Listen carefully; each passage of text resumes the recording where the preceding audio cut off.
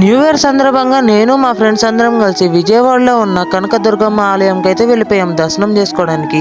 As a ముస్లిం గా it was a good experience. ఒక Hindu temple కి ఫస్ట్ టైం వెళ్తున్నాను. మా ఈ ప్రయాణంలో ఒక్క రూపాయి ఖర్చు చేయకుండా విజయవాడ వరకు అయితే లిఫ్ట్ అయితే దొరికింది మాకు.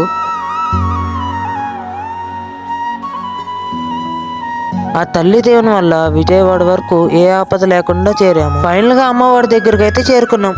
కానీ ఫోన్స్ కెమెరాస్ లోపలికైతే అలౌ చేయట్లేదు. మనసులో అమ్మవారి పేరు తెలుసుకొని నాలో ఉన్న టాలెంట్ తో గుడి లోపలికైతే ఫోన్ అయితే తీసుకుని వెళ్ళగలిగాను. ఫోన్స్ పెట్టుకోవడానికి సపరేట్ ర్యాక్లు అయితే ఉంటాయి. ఒక ఫోన్ కి వచ్చి 5 రూపీస్ అనమాట.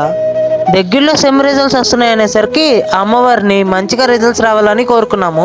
ఎక్స్పెషల్ గా ఈ గుడికి ఎందుకు రావాల్సి వచ్చిందంటే మా ఫ్రెండ్స్ అండ్ ఫ్యామిలీ మెంబర్స్ చెప్పేవాళ్ళు ఇక్కడికి వచ్చి దర్శనం చేసుకున్న ప్రతి ఒక్కరికి కూడా వాళ్ళు అనుకున్న కోరికలు అయితే నెరవేరుతాయంట. అలా మీ లైఫ్ లో ఎప్పుడైనా జరుగుంటే కామెంట్ చేసేయండి. ఈ రోజు ఫుల్ జనాభా ఉండడంతో మా దగ్గరకు వచ్చేసరికి ప్రసాదం అయిపోయింది. ఈ రోజు మాతో పాటు మా సారు గాని వచ్చారనమాట. మాతో ఎంతో బాగా మాట్లాడుతూ ఎంతో క్లోజ్గా ఉంటారు ఈ సారు.